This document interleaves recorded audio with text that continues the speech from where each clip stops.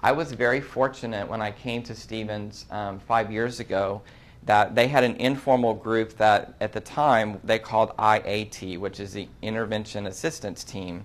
And it was a functioning group. It was formed well. They met on a regular basis.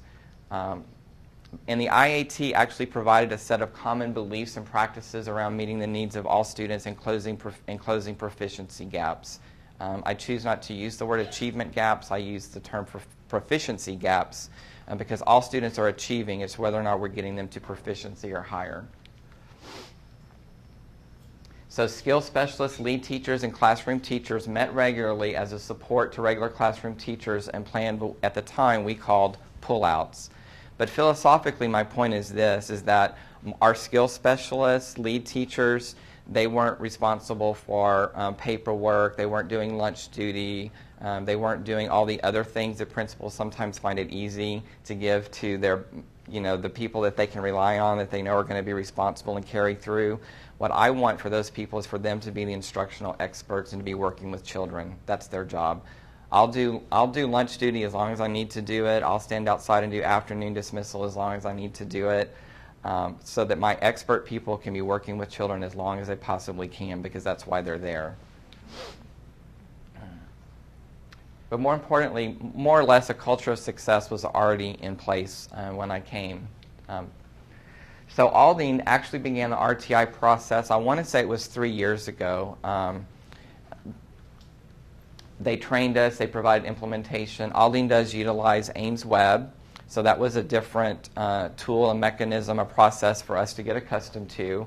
We use Ames Web for universal screening and for progress monitoring. But the most important thing is that we already had some built-in capacities and frameworks and expectations that help facilitate the transition to RTI, because we had IAT, which is now EIT. So, so for us, what is RTI? For us, it's high-quality instruction and interventions matched to students.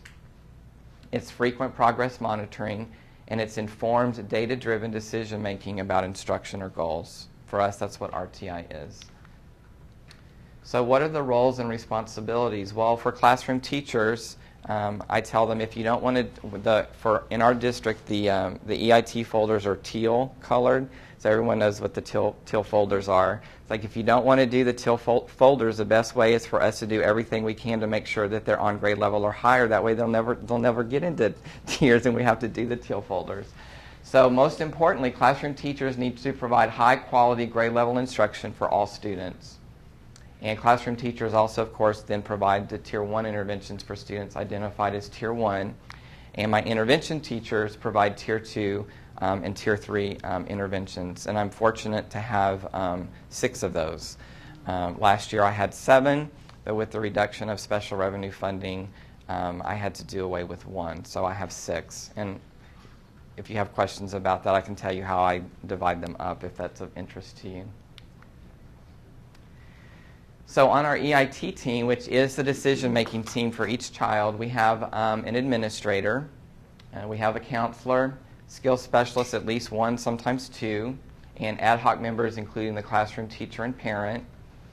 The Ames Web coordinator also plays a very vital role because she's responsible for training the staff on universal screenings, and we're actually doing our first one next week, running reports and training the staff on administering the progress monitoring probes. So it's pretty cumbersome. It's a lot of work. The other thing that I would say as I talk to principals and people come over and visit, they see the amount of work that it takes. It's just plain hard work. There's no way around it. You can try to do shortcuts, but it's just not going to work. It's just a lot of hard work. So how are students identified? This is where perhaps as a campus, I'm going to grab some water, we vary slightly from our district. The universal screening is important, but it's just one way of identifying the children. We also use running records, our campus and district assessments, reading inventories. Our mobility rate is not that high, but at the time of registration, if that child is there, even if it's in the summer, we do a reading inventory at that moment.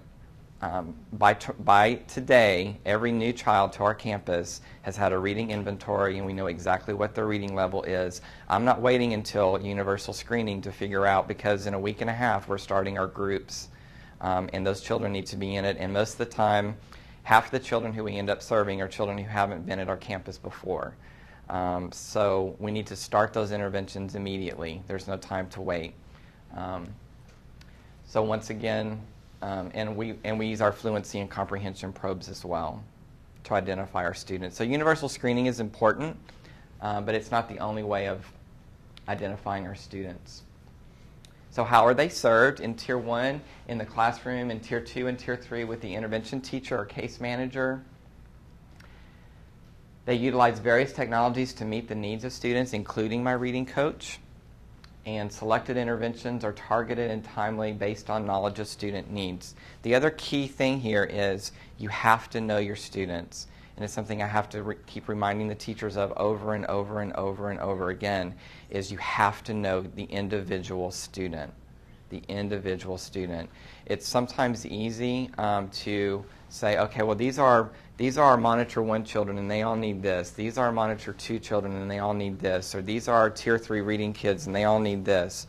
No, you have to look at each individual child, take the time then to make the instructional decisions that you need to make for that particular child. And that looks different from child to child.